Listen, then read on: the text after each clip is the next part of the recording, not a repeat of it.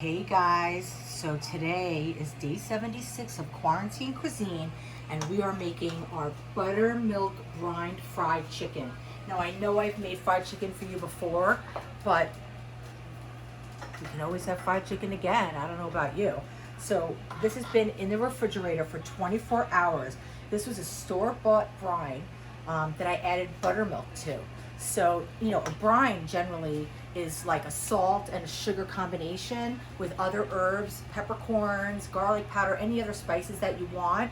And then you add either water to it or you could add buttermilk, and that's what we did. We added a container of buttermilk, and you can see all those like goodies in there. So that's been sitting for 24 hours, and what a brine does is it really penetrates the poultry, whether it's a turkey or chicken. It really penetrates it from the inside out, and it makes it super tender, moist, and juicy. So it's really worthwhile. It's hard to brine a turkey because some people don't have the space to like put a turkey in like a cooler, with the brine, and you have to keep it cold. But anyway, this is just one whole chicken that we cut up, so it's a little bit easier. So I have some flour here, and I'm gonna add some Cajun spice to this to give it a little bit of a kick and some just beautiful color. You'll see that all those Creole kind of spices give it a great color. And then I'm gonna add some ground black pepper.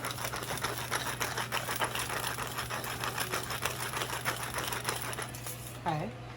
And this is super seasoned, and it could be a little salty, so I'm not gonna add a ton of salt. I'm just gonna add a very small pinch. Okay, and now I'm gonna whisk this around so it's all combined. And I have oil heating on the stove in my Le Creuset Dutch oven. It's getting pretty hot. I'm sure it's almost ready. Okay, so now we're just going to take our chicken and coat it with flour. And I also have my oven preheating at 425, because sometimes, if you can't cook the chicken all the way in the pan, in the pot, we'll put it in the oven to finish it. So we'll see how it goes. I kind of forgot how big these pieces are, so we'll see. Anyway, all I know is it's gonna be delish. Okay, so I'm keeping one hand wet and one hand dry. So this is my wet hand, this is my dry hand, because we don't want that clump finger, right? And you know how I mess that up all the time. So we're just gonna press that flour into the chicken. And this is a nice little coating. What it's inexpensive to do with flour as opposed to breadcrumbs. Okay, so wet hand in, dry.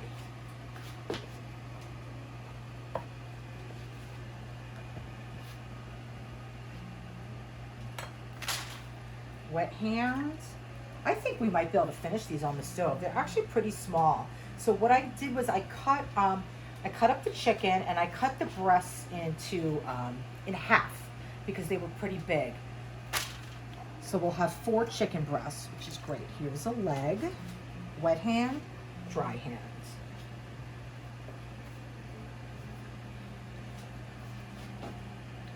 What's great about fried chicken is obviously it's super delicious. I love it so much, but it's so good the next day, and it's really good cold. So, especially with being home right now, to be able to do this like on a Sunday, and if you can make it last, I doubt you can, but make it on a Sunday and then put it in the fridge, and then you just kind of like pick at it during the week, right? It's just so good when it's cold. It's even better when it's hot, that I know. Okay. Now, the chicken is in this brine, and the brine was obviously in the refrigerator.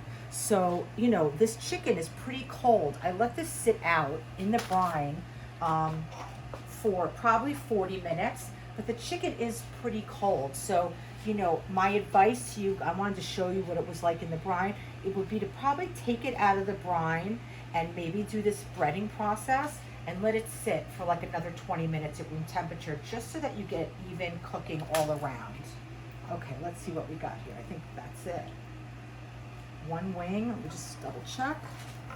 Nothing else in there. Okay, I accomplished it. Wet hand, dry hand, that's like a miracle. I never do that. Okay, this is gonna be great.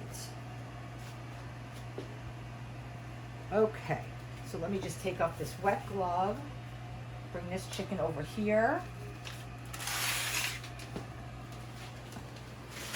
Okay, now we're gonna check our oil, right? I can tell by looking at it that it's ready, but I'm just gonna show you with my wooden spoon. You can see those bubbles are really activated. They're going bananas. It might even be a little hotter than we want, but that's okay because my chicken, like I told you, is pretty cold.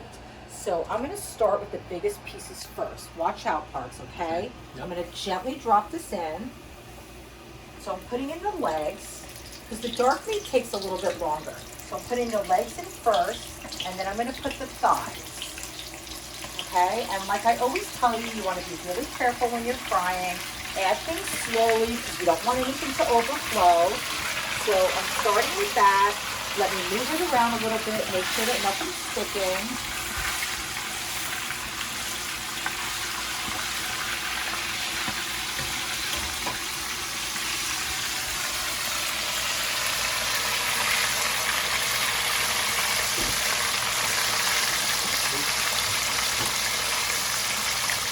Okay, let's see. I'm just going to use my tongs to want to see.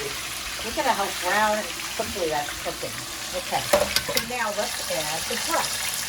Okay, 1, 2.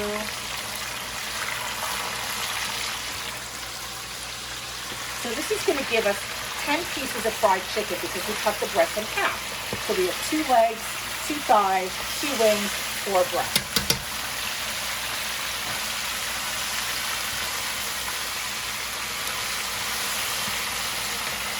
Okay, so this is definitely cooling down our oil, which is fine.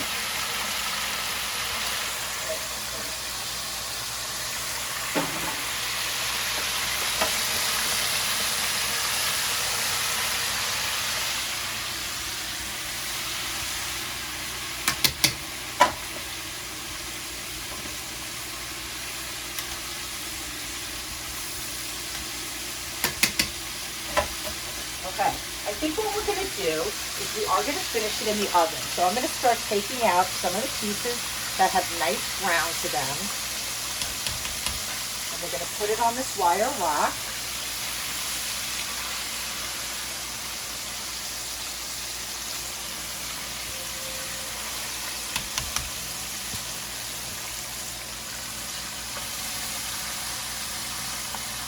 So those are our 2 thighs and 2 legs. Now I'm going to add my wings. I'm going to turn up my flame a little bit, kind of get it a little bit back up to temperature. And we're going to keep cooking these till they're golden brown. So, okay, we got Anthony over there blow drying a chicken. Okay, so this is looking really great. We're going to start taking all of these out. Get that oil off, give them a little bit of room to breathe. Look at that nice, beautiful crust and that golden color from the Creole seasoning.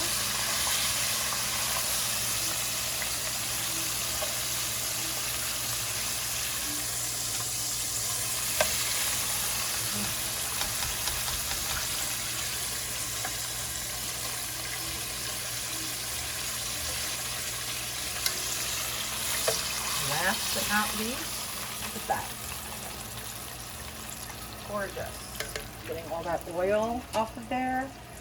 You know, and the key to frying, you guys, is, you know, making sure that your oil is hot enough, right? Because nobody wants greasy fried chicken or really greasy anything, right? So, you know, as long as your oil is hot, the oil's gonna kind of stay on the outside of the meat and not penetrate on the inside and get soggy and greasy. So if your oil's hot enough, you really should have a very non-greasy product in the end, even though it's deep fried.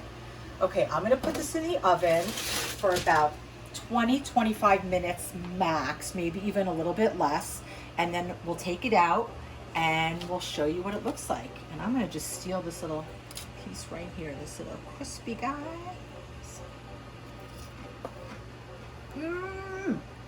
Ooh-wee, baby. Hey guys, so we just took the fried chicken out of the oven and it's crispy and crackly and golden brown and it's not greasy at all. Oh my God, I'm gonna put a little bit of squeeze of a lemon over the top. Again, I'm not gonna add any salt to it because we had it in that brine. So, oh my God. Oh my God, it's crackling, it's so beautiful. Look at that parts. Wow. You gotta do it. You gotta do it. You gotta do it. Yeah, why not?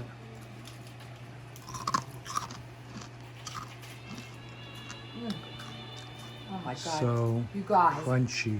you have no idea. Okay, so I'm just gonna add a little parsley to the top.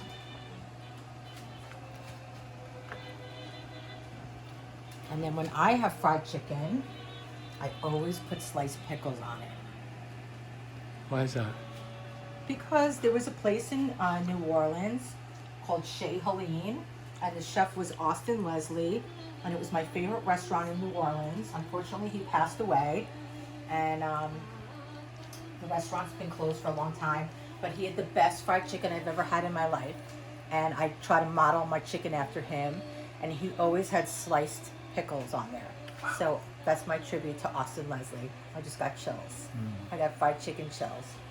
Anyway, you guys, I know you can do this. Go to behind the recipe. Parker and I are going to taste it right now, and we're going to talk about it. And it's Okay? on My hair YouTube? is literally standing up. That's on YouTube, right? It's on YouTube. Okay. Okay, guys. We'll see you there in a minute.